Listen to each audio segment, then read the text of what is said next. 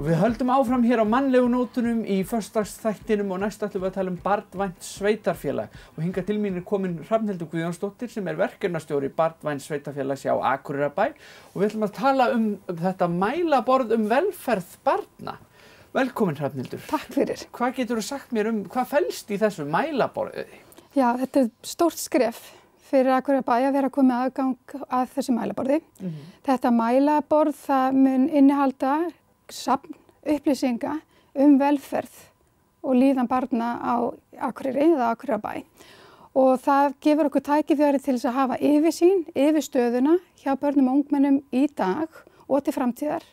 Og þar getum við líka borið saman bæði mælingar, við getum borið saman milli ára og svo getum við líka borið saman við önnur sveitarfélög eða landi í heild. Já.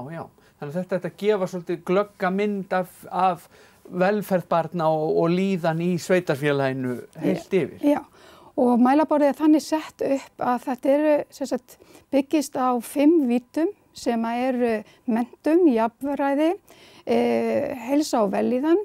Þetta samfélagsleg þátttaka og öryggi og vernd. Og þetta alveg beintenging þarna við grunnstoði barnasáttmálans. Já. Þannig að þessi gögn öll sem fara þarna inn byggja á þessum víddum. Langt síðan það var ákveðið að innleiða þetta tiltekna kerfi eða hvað við að kalla það? Í innleiðingunni barnvænt sveitarfélag á Akureyri þetta í aðgerðaáætluninni. En Kópavogsbær, þeir eru líka í sinni innleiðingu og þeir fóru í þetta þróunarverkefnið og hafa svo í samstarfi bæði við UNICEF og félagsmálaráðuneyti komið þessu alla leið og þeir eru búin að afhenda núna miðjan janúar, afhendu þeir 11 sveitarfélögum þetta mælaborð og þessi 11 sveitarfélag eru annarkvort orðin barnvænt sveitarfélag eins og við erum búin að fá viðurkenningu fyrir Akureyrarbær og svo eru hinn 10 í sinni vegferð að verða barnvænt sveitarfélag. Já.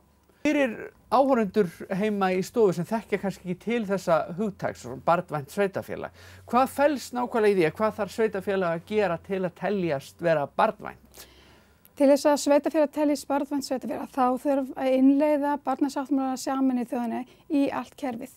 Já. Og allar ákvarðanir sem varða börn og ungmenni þurfa að byggja á þeirra hagsmunum. Já. Þannig það snýst svona í grunninn þetta í mjög stuttu máli. Já, akkurat. Og langt síðan að Akureyri sem sveitarfélag fékk þetta upp á skrifað og vottað? Viðurkenningin var afhent núna 27. maí síðastliðinn. Já. Og bara flott athöfn sem haldið var á skólalóðinni í Brekkuskóla. Virkilega gaman, þannig að þetta mikill heiður fyrir Akureyrarbæ að vera komið með þetta og gott fyrir börnin og ungmenni bæjarins, bara virkilega mikilvægt. Frábært. Og breytir þetta verklaginu hjá ykkur mikið að innleiða þetta mælaborð? Það breytir kannski ekki verklaginu, heldur við bara komið með á einn stað öll gögn og allar upplýsingar stöðu og velferð barna hjá Akureyrarbæ. Og það gefur okkur svo góða yfirsýn yfir næstu skref. Já. Og líka bara allar ákvarðanir sem eru teknar í sambandi við börn og ungmenni. Þá getum við alltaf leitað tölulega upplýsinga í mælaborðið. Einmitt. Og væntanlega dýrmætt líka að hafa þá samanburð við hin sveitarfélögin sem það geta allir svona borið sér saman og miða við hvað gengur vel hér og horft til þess þá. Já, þetta virkilega spennandi og ég byrja að fylla inn í mælaborðið. Já. Og það gaman að sjá bara hvernig þetta þróast milli ára. Akureyrarbær á talsvert að gögnum og þetta eru gögn frá skólavoginni, það sem til dæmis skólapúlsinn sem fer í alla skóla á hverju ári, 7. til 10. bekk. Svo þetta rannsókn og greining, embætti landlæknis og fleira. Þannig að við eigum töluvert af gögnum og nú bara að fylla inn í og sjá og þannig að þetta bara virkilega spennandi og bara gott að hafa þessi yfirsýn og vera búin að fá þetta verkfæri í hendunar. Já, frábært. Og það lítur samt að vera það náttúrulega alls konar gögn eins og segir sem fara inn í þetta og væntanlega bæði líkamlega og andlega heilsu barnanna og námsárangur og ég veit ekki hvað og hvað. Það stuðst við bara alls konar kannanir og svona sem hinar ýmsu stofnanir framkvæma í innfyllingunni. Já, þetta þannig og það sem ég byrja á frá skólavoginni, skólapúlsinn og þannig að já, þetta eru kannanir sem eru og rannsóknir sem eru gerðar bara heilt yfir landið. Já, einmitt.